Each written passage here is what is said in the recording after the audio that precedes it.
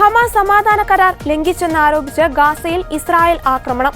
ഗാസയിൽ കനത്ത തിരിച്ചടി നൽകുവാനുള്ള ബെഞ്ചമിൻ നെതന്യാഹുവിന്റെ നിർദ്ദേശത്തിന് തൊട്ടു പിന്നാലെ സൈന്യം ആക്രമണം ആരംഭിക്കുകയായിരുന്നു. രാത്രിയിൽ നടന്ന ആക്രമണത്തിൽ 32 പേർ കൊല്ലപ്പെട്ടു. അമേരിക്കയെ അറിയിച്ച ശേഷമാണ് ആക്രമണം തുടങ്ങിയതെന്ന് അമേരിക്കൻ സൈനിക വക്താവ് അറിയിച്ചു. ഹമാസ് ഇസ്രായേൽ സൈനികർക്ക് നേരെ ആക്രമണം നടത്തിയെന്ന ആരോപണത്തിന് പിന്നാലെയാണ് ശക്തമായ തിരിച്ചടിക്ക് പ്രധാനമന്ത്രി ബെഞ്ചമിൻ നെതന്യാഹു നിർദ്ദേശം നൽകിയത്. ഇസ്രായേൽ ആക്രമണം തുടങ്ങിയതോടെ ഇന്ന് കൈമാറാനിരുന്ന ബന്ദിയുടെ മൃതദേഹം വിട്ടുനൽകുന്നത് ഹമാസ് നീട്ടിവെച്ചു. ഇസ്രായേൽ സേന സ്കൂളുകളിലും വീടുകളിലും ആക്രമിച്ചതായി ഗാസ ആരോഗ്യ മന്ത്രാലയം അറിയിച്ചു.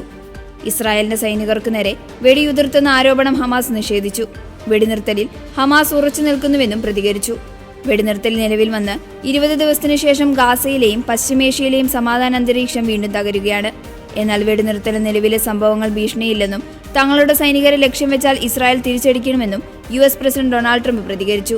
തുടർച്ചയായ ബോംബാക്രമണവും അടിസ്ഥാന സൗകര്യങ്ങളുടെ അഭാവവും കാരണം രക്ഷാപ്രവർത്തനം ദുഷ്കരമാണെന്ന് ഗാസയിലെ സിവിൽ പ്രതിരോധ ഏജൻസി വക്താവ് പറഞ്ഞു. കാണാതായവരിൽ ചിലർ ഇപ്പോഴും അവശിഷ്ടങ്ങൾക്കിടയിലുണ്ട്.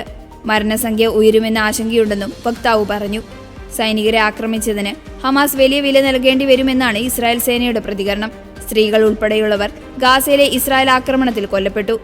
ഇസ്രായേലിനെ ചൊടിപ്പിച്ച് ഹമാസ് മൃതദേഹത്തിന്റെ ബാക്കി ഭാഗം നൽകിയതിനെതിരെ ആരോപണം നിഷേധിച്ച് ഹമാസ്.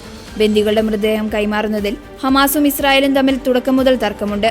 ഹമാസ് കഴിഞ്ഞ ദിവസം കൈമാറിയത് 2 വർഷം മുൻപ് കൈമാറിയ ബന്ദിയുടെ മൃതദേഹത്തിന്റെ ബാക്കി ഭാഗമാണെന്ന് ഇസ്രായേൽ ആരോപിച്ചു. 28 ബന്ദികളുടെ മൃതദേഹങ്ങളിൽ 16ാമത്തെ മൃതദേഹം എന്ന് പറഞ്ഞാണ് കഴിഞ്ഞ ദിവസം കൈമാറിയത്.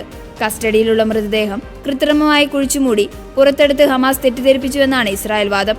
മൃതദേഹങ്ങൾ എവിടെയാണെന്ന് അറിയില്ലെന്നും കുഴിച്ചെടുക്കാൻ സമയം വേണമെന്നും കാണിക്കാനാണ് ഇതെന്നാണ് ഇസ്രായേലിന്റെ ആരോപണം.